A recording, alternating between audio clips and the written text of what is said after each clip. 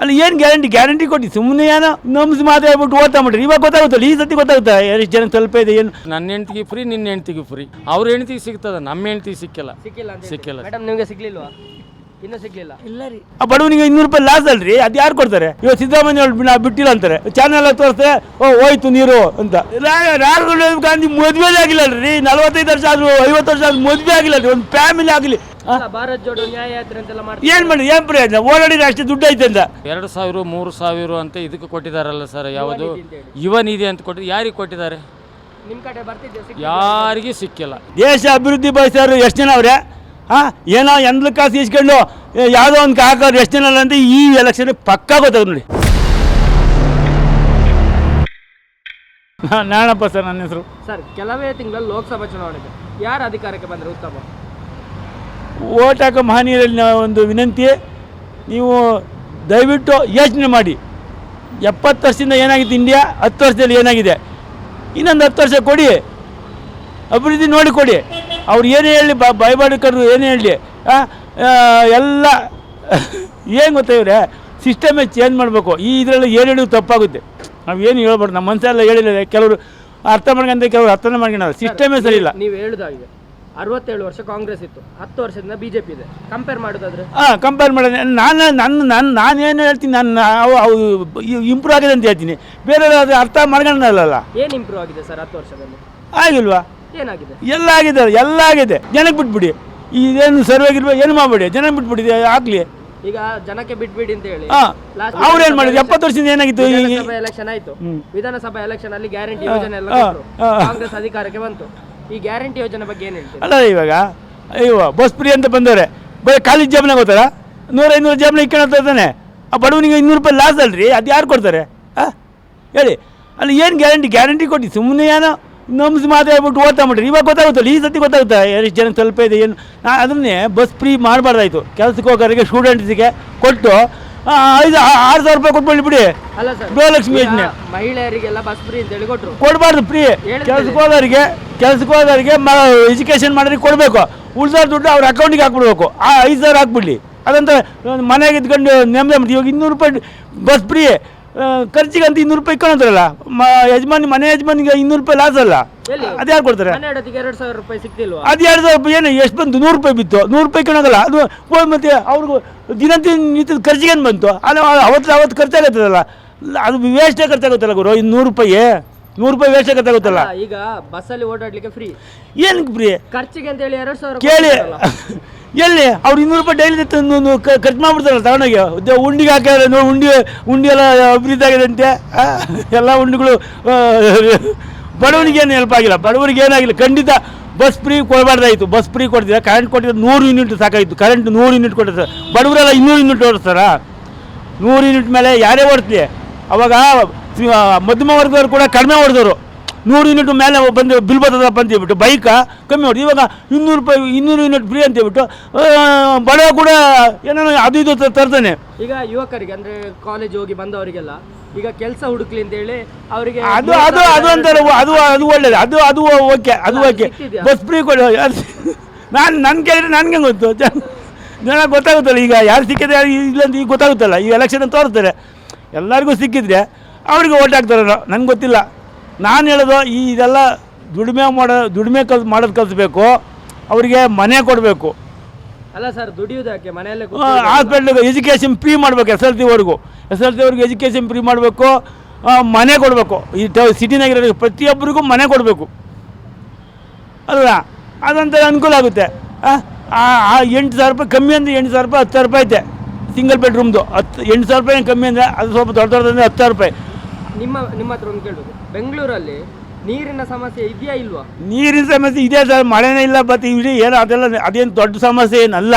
ಅದು ತಂದು ಕೊಡಬೇಕು. ಕೊಡದೇ ಇರೋ ಸಮಸ್ಯೆ ಕೊಡ್ಬೋದು. ಅದೇನು ಕೊಡೋದು ದೊಡ್ಡದು. ಮಳೆನೇ ಬಂದಿಲ್ಲ, ನೀರಿನ ಸಮಸ್ಯೆ ಇಲ್ಲದೆ ಇರ್ತದೆ. ಅದಕ್ಕೆ ಈ ಅಡ್ಜಸ್ಟ್ ಮಾಡಿ ಕೊಡಬೇಕು. ಅದು ಬೆಂಗಳೂರಿಗೆ ಕುಡಿಲಿಕ್ಕೆ ನೀರು ಬರೋದು ಕಾವೇರಿ ನೀರನ್ನೇ ನೋಡಿ ಮೊನ್ನೆನೂ ಬಿಟ್ಟವ್ರೆ. ಅದು ಯಾಕೆ ಬಿಟ್ಟಾರೆ ಅಂತ ಒಬ್ಬರು ಹೇಳ್ತಾರೆ. ಬಿಟ್ಟಿಲ್ಲ ಅವರೇ 136 ಜನ 136 ಮಾತಾಡ್ತಾರೆ ಅಲ್ವಾ? ಇವಾಗ ಸಿದ್ದರಾಮಯ್ಯ ಬಿಟ್ಟಿಲ್ಲ ಅಂತಾರೆ. ಪೇಪರ್ನಾಗ ಹಾಕ್ತಾರೆ ಚಾನೆಲ್ ತೋರಿಸ್ತಾರೆ, ಓ ಹೋಯ್ತು ನೀರು ಅಂತ. ಯಾವ್ದು ನಿಜ ಯಾವ್ದು ನಂಬೋದು? ಇಲ್ಲಿ ವ್ಯವಸ್ಥೆನೇ ಸರಿ ಇಲ್ಲ ಮೇಡಮ್. ಸ್ವಲ್ಪ ವ್ಯವಸ್ಥೆ ಎಲ್ಲ ಚೇಂಜ್ ಮಾಡೋಕೆ ಗುರು, ನಾನು ಬಿಟ್ಬಿಡಿ ದಯವಿಟ್ಟು ಸಾಕು. ಕೊನೆದಾಗಿ ಕೇಳಿದ್ರೆ ನರೇಂದ್ರ ಮೋದಿ ಅವ್ರು ಬರ್ಬೇಕಾ, ರಾಹುಲ್ ಗಾಂಧಿ ಅವ್ರು ಬರ್ಬೇಕಾ? ರಾಹುಲ್ ಗಾಂಧಿ ಮದುವೆ ಆಗಿಲ್ಲ ರೀ, 45 ವರ್ಷ ಆದ್ರು 50 ವರ್ಷ ಆದ್ರೂ ಮದುವೆ ಆಗಿಲ್ಲ ರೀ, ಒಂದು ಫ್ಯಾಮಿಲಿ ಆಗಲಿ. ಅವ್ರು ಆಗ್ಯವ್ರೆ, ನರೇಂದ್ರ ಮೋದಿ ಅವ್ರು ಆಗ್ಯವ್ರೆ, ಪುಣ್ಯಾತ್ಮರು ಇನ್ನೂ 10 ವರ್ಷ ಇರಬೇಕು, ಆಮೇಲೆ ಅವ್ರಿಗಿನ್ನ ಒಳ್ಳೆಯವ್ರು ಬಂದರೆ ಬರಲಿ. ಅಲ್ಲ, ರಾಹುಲ್ ಗಾಂಧಿ ಯಾಕೆ ಬರಬಾರ್ದು? ಹೆಂಗೆ ಏನು ಮಾಡ್ಯಾರೆ, ಏನೈತೆ ಅವ್ನ ಬ್ಯಾಕ್ಗ್ರೌಂಡು? ಫ್ಯಾಮಿಲಿನೇ ಇಲ್ಲ. ಫ್ಯಾಮಿಲಿ ಅಷ್ಟು ದೊಡ್ಡ ಅವ್ರ ತಂದೆಯವ್ರ ಗುಣನೇ ಕಲ್ತಿಲ್ಲ. ರಾಹುಲ್ ಗಾಂಧಿ ಅವ್ರ ಗುಣನೇ ಕಲ್ತಿಲ್ಲ. ರಾಹುಲ್ ಗಾಂಧಿ ಅವರು ಎಷ್ಟು ಆಡಳಿತ ಕೊಟ್ಟರು, ಇವ್ರಿಗೆ ಏನು ಗೊತ್ತೈತೆ? ಕೊಟ್ಟಿದ್ರಲ್ಲ 10 ವರ್ಷ ಏನು ಮಾಡಿದ್ರು? ಇರೋ ಬರೋ ದುಡ್ಡೆಲ್ಲ ಒತ್ಕೊಂಡೋಗಿ ಸ್ವಿಸ್ ಬ್ಯಾಂಕ್ನಾಗ ಇಟ್ಕೊಂಡ್ರು. ಯಾರು ರಾಹುಲ್ ಗಾಂಧಿ ಅವ್ರು ಇಟ್ಟಿದ್ದಾರಾ? ಇನ್ನೇನು ಅವ್ರದ್ದೇ ಅಲ್ವಾ? ಯಾವುದೋ ಇದು ಐದಲ್ಲ ಕೇಸ್ಗಳು, ಅವ್ರ ಮೇಲೆ ಎಷ್ಟು ಕೇಸ್ಗಳವ್ರಿ? ನರೇಂದ್ರ ಮೋದಿ ಮತ್ತು ಇನ್ನು ಎಲ್ಲ ಮೇಲೆ ಇರೋದು.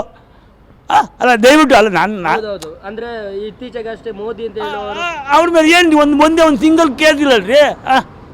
ಅವ್ರ ಆಸ್ತಿ ಮೋದಿ ಅವರು ಭ್ರಷ್ಟಾಚಾರ ರಹಿತ ಆಡಳಿತ ಮಾಡ್ತಿದ್ದಾರೆ. ಯಾವ ಅಲ್ಲ ನನಗೆ ಪುಣ್ಯ ನಾನು ಟೋಟಲಿ ಕೇಳೋದಾದರೆ ಖಂಡಿತ ಇರಬೇಕು ನರೇಂದ್ರ ಮೋದಿ.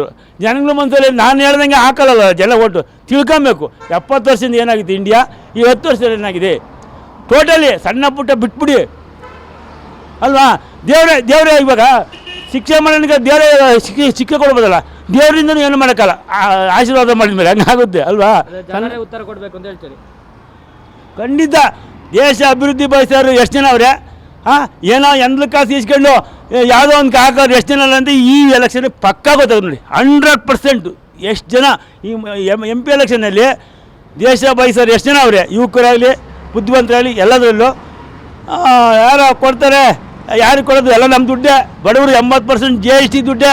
ಕದ್ದು ಮನೆಗೆ ಇಕ್ಕೊಂಡಿದ್ರೆ ಅದನ್ನು ತೆಗೆದು ಕೊಡ್ತಾರೆ. ಆ ಆಮಿಷಕ್ಕೆ ಬಲಿಯಾಗಿ ಓಟ್ ಹಾಕೋರು ಜನ ಅಂತ ಪಕ್ಕ ಗೊತ್ತದೆ. ನಿಮಗೆ ಅಭಿವೃದ್ಧಿ ಬೇಕು ಅಂತ ಹೇಳಿದ್ರೆ ಮೋದಿ ಅಭಿವೃದ್ಧಿ ಬೇಕಂದ್ರೆ ಮೋದಿ ಅವ್ರಿಗೆ ಹಾಕಬೇಕು, BJPಗೆಲ್ಲ ಮೋದಿ ಅವ್ರಿಗೆ ಹಾಕಬೇಕು. ಅಲ್ಲ, ಎಲ್ಲಿಯಾದರೂ ರಾಹುಲ್ ಗಾಂಧಿ ಅವರು ಪ್ರಧಾನಮಂತ್ರಿ ಆದರೆ ದೇಶದ ಖಂಡಿತ ಅವ್ರಿಗಿನ್ನೂ ಅನುಭವ ಪಟ್ಕೊಳ್ಳಿ. 10 ವರ್ಷ ನರೇಂದ್ರ ಮೋದಿ ಕೊಟ್ಟು ಅವ್ರಿಗೂ ಜನ ಒಳ್ಳೆ ಒಂದು ತೋರಿಸಿ ಮಾಡಲಿ. ಸುಮ್ಮನೆ ಮುಖ ಶೇವಿಂಗ್ ಮಾಡ್ಕೊಂಡ್ರೆ ಊರು ಸುತ್ತಿಬಿಟ್ರೆ ದೇಶ ಉದ್ಧಾರ ಆಗಬಿಡ್ತದ? ಭಾರತ್ ಜೋಡೋ ನ್ಯಾಯ ಯಾತ್ರೆ ಅಂತೆಲ್ಲ ಏನು ಮಾಡಿ ಏನು ಪ್ರಯೋಜನ? ಓಡಾಡಿದ್ರೆ ಅಷ್ಟೇ ದುಡ್ಡು ಐತೆ ಅಂತ ಅಲ್ಲ. ಏನು ಅದೇ ಅವ್ರು ಓಡಾಡೋದಕ್ಕೇನು ದುಡ್ಡು ಕೊಟ್ಟಿಲ್ಲ, ಏನೋ ಫ್ರೀ ಕೊಟ್ಟರು, ಎಲ್ಲ ಫ್ರೀ ಕೊಟ್ಟರು ಅಂತ ಮಾಡಿದ್ರೆ ಇವಾಗ ಗೊತ್ತಾಗುತ್ತಲ್ಲ. ಈಗ ಗೊತ್ತಾಗುತ್ತಲ್ಲ ಈ MP ಎಲೆಕ್ಷನ್ನಾಗ ಯಾರು ಹೆಂಗೆ ಓಟ್ ಹಾಕ್ತಾರೆ ಅಂತ ಗೊತ್ತಾಗುತ್ತಲ್ಲ. ದಯವಿಟ್ಟು ಬಿಡಿ ಸರ್. ನನ್ನ ಇನ್ನೇನು ಕೆಲವೇ ತಿಂಗಳಲ್ಲಿ ಲೋಕಸಭಾ ಚುನಾವಣೆ ಇದೆ. ಯಾರು ಬಂದರೆ ಉತ್ತಮ ಸರ್? ಇಲ್ಲಿ BJP ಬಂದ್ರೆ ಉತ್ತಮ ಸರ್. ಅಂದರೆ ಮೋದಿ ಅವರೇ ಬರಬೇಕು, ಮೋದಿ ಅವರೇ ಪ್ರಧಾನಿ ಆಗ್ಬೇಕು ಈ ಸರ್. ಮೋದಿ ಅವರು ಯಾಕಂದರೆ 10 ವರ್ಷದಲ್ಲಿ ಎಲ್ಲ ಇಂಪ್ರೂವ್ಮೆಂಟ್ ಮಾಡಿದ್ದಾರೆ. ಇಡೀ ದೇಶದಲ್ಲೆಲ್ಲ ಇಡೀ ಜಗತ್ತಿನಲ್ಲೇ ತಲೆಬಾಗಂಗೆ ಮಾಡ್ಯಾರ ಸರ್. ಕೆಲಸಗಳು ಕೂಡ ಆ ಥರ ಮಾಡಿದ್ದಾರೆ ಅವರು. ಈಗ ನರೇಂದ್ರ ಮೋದಿ ಅವರು ಬರಬೇಕು ಅಂತ ಹೇಳಿದ್ರು. ಹ್ಞೂ ಸರ್. ಒಂದು 2 ದಿನಕ್ಕಿಂತ ಮುಂಚೆ CA ಜಾರಿಗೆ ತಂದರು. ಇದರ ಬಗ್ಗೆ ಏನು ಹೇಳಿ? ಪ್ರಜೆಗಳು ಇಲ್ಲಿ ವಾಸ ಇದ್ದವರಿಗೆ ಪ್ರಜಾಪ್ರಭುತ್ವ ಕೊಡಿ ಅಂತ ಹೇಳಿದ್ದಾರೆ ಸರ್. ನೀವು ನರೇಂದ್ರ ಮೋದಿ ಅವರು ಬರಬೇಕು ಅಂತ ಹೇಳಿದ್ರಿ. ನರೇಂದ್ರ ಮೋದಿ ಅವರ ಅಭಿವೃದ್ಧಿ ಕಾರ್ಯದ ಬಗ್ಗೆ ಏನು ಹೇಳ್ತೀರಿ? ಅಭಿವೃದ್ಧಿ ಚೆನ್ನಾಗಿ ಮಾಡಿದಾರಲ್ಲ ಸರ್. ಎಲ್ಲ ಯೋಜನೆಗಳು ಕೊಟ್ಟಿದ್ದಾರೆ. ಉಜ್ವಲ ಗ್ಯಾಸ್ ಕೊಟ್ಟಿದ್ದಾರೆ, ಬೇರೆ ಆಮೇಲೆ PM ಕಿಸಾನ್ ಯೋಜನೆ ಕೊಟ್ಟಿದ್ದಾರೆ. ಬೇರೆ ಎಲ್ಲ ಇಂಡಿಯಾದಾಗೆಲ್ಲ ಒಳ್ಳೆ ರೋಡ್ಗಳು ಆಗ್ತಾ ಇದ್ದಾವೆ. 4 ಟ್ರ್ಯಾಕ್ 6 ಟ್ರ್ಯಾಕ್ ಎಲ್ಲ ರೋಡ್ ಆಗ್ತಾ ಇದ್ದಾವಲ್ಲ ಸರ್. ಮೊದಲು ಕಾಂಗ್ರೆಸ್ ಗೌರ್ಮೆಂಟ್ ಇತ್ತು, 67 ವರ್ಷ ಕಾಂಗ್ರೆಸ್ ಇತ್ತು. ಆಗ ಇಷ್ಟು ಅಭಿವೃದ್ಧಿ ಕಾರ್ಯ ನಡೆದಿದೆಯಾ? ಇಲ್ಲ ಸರ್, ನಡೆದಿಲ್ಲ. ಇಲ್ಲ ಅಂತ ಹೇಳಿ ನಡೆದಿಲ್ಲ ಸರ್. ಮೇಡಮ್ ನೀವೇನು ಹೇಳ್ತೀರಿ? ಏನು ಹೇಳಲ್ಲ, ಅವರೇ ಹೇಳಿದ್ದೆ ಕರೆ. ಮೋದಿ ಅವರೇ ಬರಬೇಕು ಅಂತ ಹೇಳ್ತೀರಿ? ಮೋದಿ ಬರಬೇಕು. ಮೋದಿ ಅವರೇ. ಹೌದು. ನಿಮ್ಮ ಕಡೆ ಮೋದಿ ಅವರು ಬಂದ ಮೇಲೆ ಅಭಿವೃದ್ಧಿ ಕೆಲಸ ಎಲ್ಲ ನಡೀತಿದ್ಯಾ? ನಡೀತಾ ಇದೆ ಸರ್. ಅಂದ್ರೆ ನೀವು ಸುಕನ್ಯಾ ಸಮೃದ್ಧಿ ಯೋಜನೆ, ಕಿಸಾನ್ ಯೋಜನೆ ಅಂತ ಹೇಳಿದ್ರಿ. ನಡೀತಾ ಇದೆ ಸರ್. ಅದೆಲ್ಲ ಏನು ಚಲಾವಣೆಯಲ್ಲಿವೆ ಸರ್ ಅವೆಲ್ಲ. ನೀವೆಲ್ಲ ಫಲಾನುಭವಿಗಳು? ನಾನು ಫಲಾನುಭವಿನೇ ಸರ್. ಈಗ ನೋಟ್ ಬ್ಯಾನ್ ಒಮ್ಮೆ ಆಗಿತ್ತು, 2000 ಮತ್ತೆ 500 ರೂಪಾಯಿ ಒಮ್ಮೆ ಬ್ಯಾನ್ ಆಗಿತ್ತು. ಆಗ ಕಷ್ಟ ಆಗಿದೆಯಾ ಅಥವಾ ಒಳ್ಳೇದಾಗಿದೆಯಾ?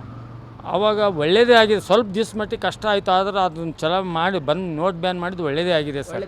ಯಾಕಂದರೆ ಇವೆಲ್ಲ ದುಡ್ಡು ಎಲ್ಲ ಗಳಿಸ್ಕೊಂಡು ಕುಂತಿದಾರಲ್ಲ, ಅವ್ರದ್ದು ಎಲ್ಲನೂ ಹೊರಗಡೆ ಹಾಕ್ಲಿಕ್ಕೆ ಅದನ್ನು ಪ್ಲ್ಯಾನ್ ಇದೆ ಸರ್. ಅವರು ಈಗ ರಾಜ್ಯದಲ್ಲಿ ಕಾಂಗ್ರೆಸ್ ಗೌರ್ಮೆಂಟ್ ಇದೆ, ಗ್ಯಾರಂಟಿ ಯೋಜನೆಗಳನ್ನೆಲ್ಲ ಕೊಟ್ಟಿದ್ದಾರೆ. ಎಲ್ಲ ಗ್ಯಾರಂಟಿ ಯೋಜನೆ ಸಿಕ್ತಿದೆಯಾ? ಗ್ಯಾರಂಟಿ ಯೋಜನೆ ನೋಡಿ ಸರ್, 2000 ರೂಪಾಯಿ ಗೃಹಲಕ್ಷ್ಮಿ ಅಂತ ಕೊಟ್ಟಿದ್ದಾರಲ್ಲ, ಅದು 100ರಲ್ಲಿ 50 ಜನಕ್ಕೆ ಬಂದಿದೆ ಅಷ್ಟೇ. ಆಮೇಲೆ 2000 3000 ಅಂತ ಇದಕ್ಕೆ ಕೊಟ್ಟಿದ್ದಾರಲ್ಲ ಸರ್. ಯಾವುದು ಯುವ ನಿಧಿ ಅಂತ ಯಾರಿಗೆ ಕೊಟ್ಟಿದ್ದಾರೆ? ನಿಮ್ಮ ಕಡೆ ಬರ್ತಿದ್ದೆ? ಯಾರಿಗೂ ಸಿಕ್ಕಿಲ್ಲ ಸರ್. ಯುವ ನಿಧಿ ಅಂತ ಅವರು ಆಶ್ವಾಸನೆ ಕೊಡೋ ಟೈಮಲ್ಲಿ ಎಲ್ಲರಿಗೂ ಕೊಡ್ತೀವಿ ಅಂತ ಹೇಳಿದ್ರು. ಈಗೇನೋ ಒಂದು ರೂಲ್ಸ್ ಮಾಡಿದ್ದಾರೆ ಇವಾಗ. ಮಾದೇವಪ್ಪ ನಿಂಗೂ ಫ್ರೀ, ಕಾಕಾ ಪಾಟೀಲ್ ನಿಂಗೂ ಫ್ರೀ. ನಿನಗೆ ನನ್ನ ಹೆಂಡ್ತಿಗೆ ಫ್ರೀ, ನಿನ್ನ ಹೆಂಡ್ತಿಗೆ ಫ್ರೀ. ಸಿದ್ದರಾಮಯ್ಯ ಅವ್ರ ಹೆಂಡ್ತಿಗೆ ಸಿಗ್ತದೆ, ನಮ್ಮ ಹೆಂಡ್ತಿಗೆ ಸಿಕ್ಕಿಲ್ಲ. ಮೇಡಮ್ ನಿಮಗೆ ಸಿಗ್ಲಿಲ್ವಾ? ಇನ್ನೂ ಸಿಗ್ಲಿಲ್ಲ. ಇಲ್ಲ ರೀ. 2000 ರೂಪಾಯಿ current free. Current free current ಒಂದೇ ಫ್ರೀ ಇದೆ ಅಷ್ಟೇ, ಮತ್ತೇನು ಬಂದಿಲ್ಲ. Bus free. Bus free. ಬಸ್ಸಲ್ಲಿ ಓಡಾಡಿದ್ರ ಓಡಾಡಿ ಎಲ್ಲ ಕಡೆ? ಎಲ್ಲ ಕಡೆ ಇಲ್ಲ, ನಮ್ಗೆ ಎಲ್ಲ ಅನುಕೂಲ ಐತೆ ಅಲ್ಲಿ ಹೋಗೋದು ಬರೋದು. ಎಲ್ಲ ಕಡೆ ಅಂದ್ರೆ ಯಾತ್ರಾ ಪಾತ್ರ ಮಾಡಿಲ್ಲ. ಈಗ ಕಾಯಿ ಪಲ್ಯ ರೇಟ್ ಜಾಸ್ತಿ ಆಗಿದೆ ಕಡಿಮೆ ಆಗಿದೆ? ಮಸ್ತ್ ಆಗಿದೆ ರೀ. ಮಸ್ತ್ ಆಗಿದೆ ಅಂತ ಹೇಳ್ತೀವಿ. ಈಗ ಒಂದ್ ಕಡೆ ಫ್ರೀ ಕೊಟ್ಟರು ಒಂದ್ ಕಡೆ ಏರ್ಸಿದ್ರು ಅಂತ ಹೇಳ್ತೀರಾ? ಕರೆಕ್ಟೇ. ಕರೆಂಟ್ ಬಿಲ್ಗೆ 7 ರೂಪೀಸ್ ಯೂನಿಟ್ ಮಾಡಿದ್ರಲ್ಲ ಸರ್, ಇವಾಗ ಅವಾಗ 4 ರೂಪಾಯಿ ಇತ್ತು, 7 ರೂಪಾಯಿ ಮಾಡಿದ್ರಲ್ಲ ಇವಾಗ. ಮತ್ತು ಇದೆಲ್ಲ ನಮ್ಮನ್ನು ಕೊಟ್ಟು ಕಸಗಲ್ತಾ ಇದ್ದಾರೆ, ವಾಪಸ್ ದುಡ್ಡು ಕದೀತಾ ಇದ್ದಾರೆ ಅವ್ರು ನಮ್ಮ ದುಡ್ಡನ್ನು. ಪಂಪ್ ಸೆಟ್ ಕರೆಂಟ್ ಬಿಲ್ ಜಾಸ್ತಿ ಬರ್ತಿದೆ ಕಡಿಮೆ ಆಗ್ತದೆ? ಜಾಸ್ತಿ ಬರ್ತಿದೆಯಲ್ಲ ಸರ್. ಈಗ ಮನೆಗೆ ಕಡಿಮೆ ಆಯಿತು, ಪಂಪ್ ಸೆಟ್ಗೆ ಜಾಸ್ತಿ ಆಯ್ತು. ಜಾಸ್ತಿ ಆಗ್ತದೆ. ನರೇಂದ್ರ ಮೋದಿ ಅವರೇ ಬರಲಿ ಅಂತ ಹೇಳಿ ಅವರೇ ಬರಲಿ ಅಂತ ಹೇಳ್ತೀವಿ ಸರ್, ಅವರೇ ಬರಲಿ. ಎಲ್ಲಿಯಾದರೂ ರಾಹುಲ್ ಗಾಂಧಿ ಅವ್ರು ಬಂದರೆ? ರಾಹುಲ್ ಗಾಂಧಿ ಬಂದರೆ ಇನ್ನು ನಾವೆಲ್ಲ ಮತ್ತೆ ಅದೇ ಮೊದಲಿನ ಥರನೇ ಕಷ್ಟ ಉಪಯೋಗಬೇಕಾಗ್ತದೆ ಸರ್, ಕಷ್ಟ ಅಂತ ಹೇಳಿ. ಕಷ್ಟನೇ ಆಗ್ತದೆ. ಟಿವಿ ವಿಕ್ರಮ, ದೇಶ ನಿಮ್ಮ ಕೈಯಲ್ಲಿ. ಈ ಕಾರ್ಯಕ್ರಮ ನಿಮಗೆ ಇಷ್ಟ ಆಗಿದ್ದಲ್ಲಿ ಲೈಕ್, ಶೇರ್ ಹಾಗೂ ಕಮೆಂಟ್ ಮಾಡಿ. ಟಿವಿ ವಿಕ್ರಮದ ಕಾರ್ಯಕ್ರಮಗಳನ್ನು ನಿರಂತರವಾಗಿ ವೀಕ್ಷಿಸಲು ಸಬ್ಸ್ಕ್ರೈಬ್ ಮಾಡಿ, ಬೆಲ್ ಐಕನ್ ಒತ್ತಿ.